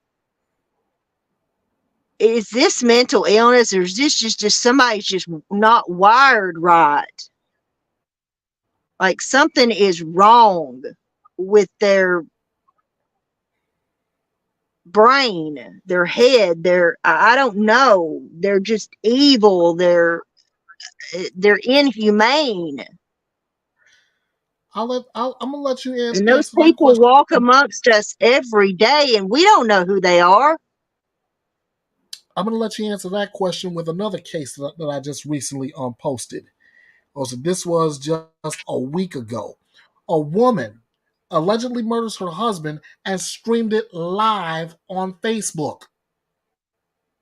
Oh, I've seen that before. Not that particular case, but I've seen other people do the whole streaming thing live on Facebook. Um, I don't know if you remember the case. It's been a handful of years ago, but guy walked up to a man on the sidewalk carrying groceries and shot him live on Facebook. You know, you got people running through Christmas parades and just what is wrong with people? I don't know. Like the world is just gone nuts. I wish I had the answers. I mean, I just I did this one. I just put up one about a week ago. The parents are arrested with a Oh man, let me get my head together here. Parents are arrested when police find two girls ages 4 and 5 outside, half dressed, crying for their parents in the rain. Then they go inside to find a 6-year-old boy locked in a dog cage. Oh my gosh. Yeah, you know, actually, I was supposed to attend a trial here in Arkansas today. The trial was supposed to have started today, and some things went wrong, as they usually do. My mechanic is running short-handed and behind, so he was not able to get my car in on Friday to do some work to it so that I could go and attend that trial today. And then we've had all these storms come through here and tornadoes tearing everything up. And so, you know, it just wasn't in the cards for me to go. And I've got to check on that and see if they ended up, if the trial did start today, if they had jury selection, you know, what's going on. But that is the case of Blue Rowland, his mother, Ashley Rowland, and her boyfriend, oh God, what's his name? Loser. I can't even think of his name off the top of my head, but the little boy's name is Blue Rowland. And it's in Morrow, Arkansas, out of Lee County. That trial was supposed to have started today as well. I was going to go to it and stream live and cover it. And like I said, it just didn't work out for me to go with not being able to get my car fixed and all the, you know, storms and everything that have come through and tore up all over Little Rock.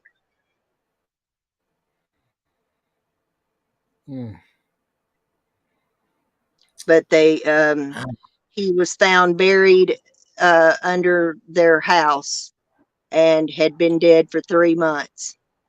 The boyfriend drowned him in the toilet. And the sister, the Taylor Rowland, she was found. She was alive. She was sent to a hospital in Memphis with severe burns to her head from the boyfriend punishing her by holding her head under scalding water. That's messed up. Yeah. Truly messed up.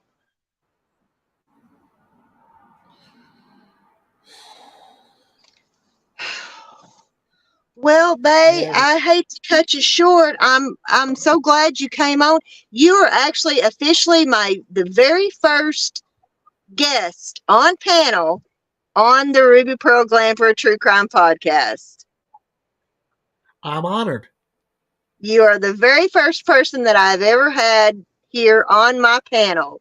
I normally, you know, haven't had anybody on panel. It's usually just me talking, and you know, talking with the chatters and everything. But I am so glad that you came on. I love talking to you, and you and I both have a passion for these cases, and I know that you've talked about Jody and Casey and all that Mhm. before, and you've been following true crime though for quite some time, like I have, haven't you?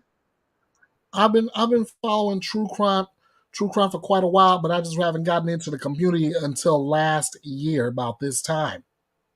Yeah, yeah, that's me. I've been following true crime since 1987. So long before there was ever a YouTube or social media for that matter. Right?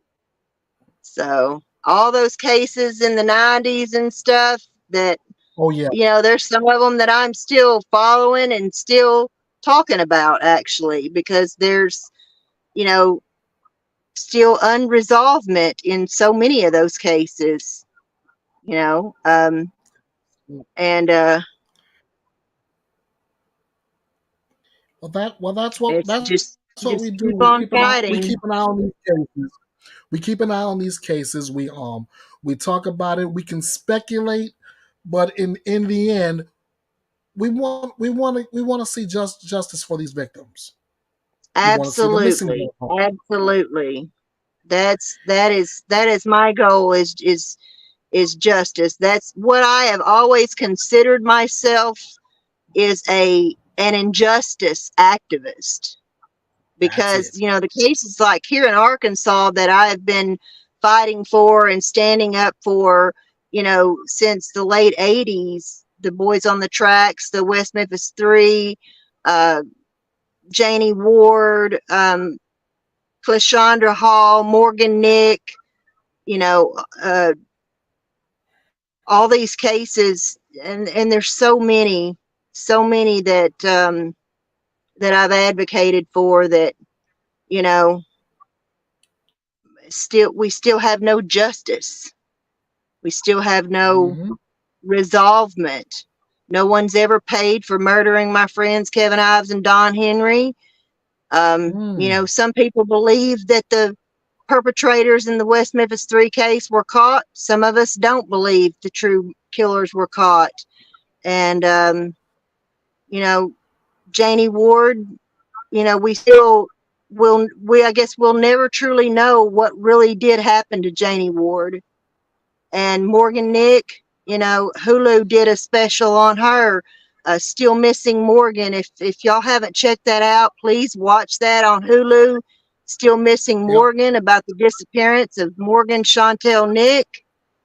Um, Clashandra Hall, she has been missing since the mid 90s, and we have never found a trace of her. There is some speculation that she could have been a victim of Samuel Little, but most all of us believe that the doctor that she worked for did something to her. That's what the majority of us here in Arkansas believe, is that the doctor that Clee worked for did something to her. And missing Mercedes Tolliver out of Prescott, Arkansas. That was a case that young lady went missing, and when my step family contacted me on Facebook when my dad had a stroke and was dying, and they contacted me to get things set up to where my father and I could make amends, before he died, and see each other again. And I met a man at the nursing home where my father was at. I was sitting outside smoking, and he and I started talking, and I told him, what I did. And he said, we've got a young lady here in Prescott that went missing a few years ago, and we've never found her. And I went straight home from the nursing home that day, and looked into the case, and there's just not much available in her case, and they've looked for her and never been able to find hide nor hair of her. but her name is Mercedes Tolliver. Mhm. And then, you know, Morgan Nick, we never found a trace of that little angel. Hopefully, we can find him and bring him home safe. I have one. We have a missing persons case here out of Oregon too. Oh, and that's probably the most famous missing persons case we've had thus far. 10-year old at the time, Kyron Horman. Mm-hmm. Yeah, he's been missing since 2010, and there's been a lot of speculation that stepmom did it. There was a lot of speculation that the biological mom may have had something to do with it. See, and I don't want that to happen in Summer's case. You Right. know, now, you know, I feel terrible that for many, many years I thought that John and Patsy Ramsey were somehow guilty of what happened to John Bonet, and and now I don't believe that they are or were, you know, and Well, I feel bad about that, I can but tell you I right don't now want that that to case has happen been with Summer clear. Wells. That case has been clear with John Bonet. The parents had nothing to do with it. Right, right. But for many years, I believed that they did, and so many people did, you know. You're right. But until the Lou Schmidt investigation, it was the Lou Schmidt investigation that turned me, that made me realize they weren't guilty, Right. you know. And I just don't. I'm not going to be here in 25 years, you know, still wondering where is Summer Wells. And it's time for Hawkins County to get up off their AWSs and do something. And let's Right. either quit talking crap with Don Wells going on people's uh, lives every dadgum night, all about him and his pity party, and figure out what happened to Summer. This is about Summer Moon Utah Wells. It's not about Donnie Wells and his pity party. There you It go. just makes me sick that these people just continue to entertain him and his bullcrap. Let's get down to business of finding your daughter. And what happened to your There you daughter? I go. don't give a shit about Don Wells or Candace Wells, either one. All I care about is Summer. And I want that baby found, and I want the people who did whatever they did to her to be prosecuted. Plain and simple. Amen. Amen. Amen. But I want to thank you so much for coming up tonight, Bay. I really do appreciate it. Say hello to your wifey for me. I'll do that. I will do And just that.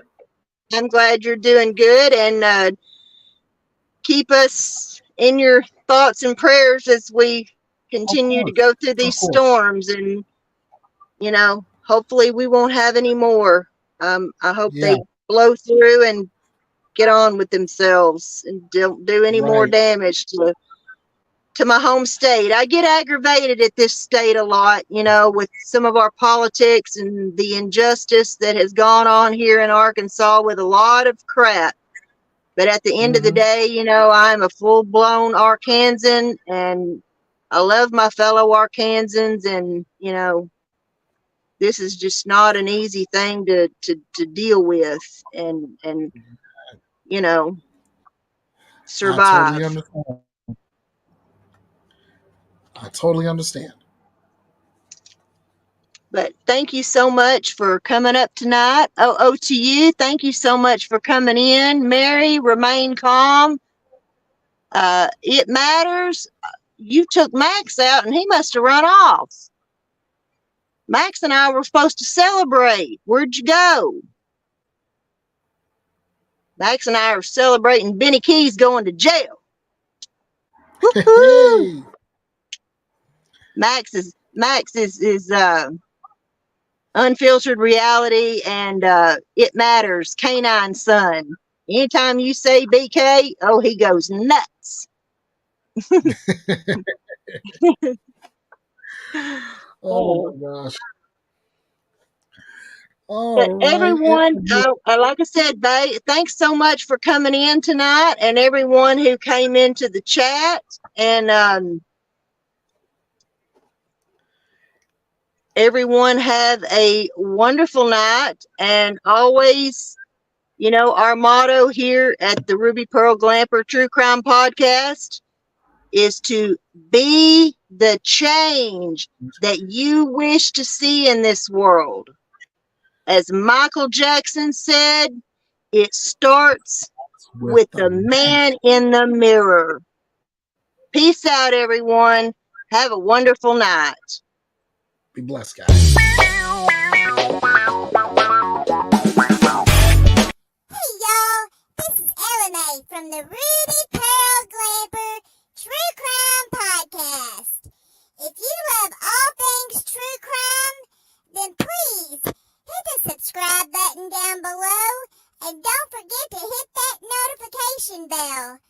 And please give us a thumbs up because you're all invited back next week to this locality to have a heaping helping of our hospitality. True crime, that is. Set a spell. Take your shoes off. Y'all come back now. You hear? Nice.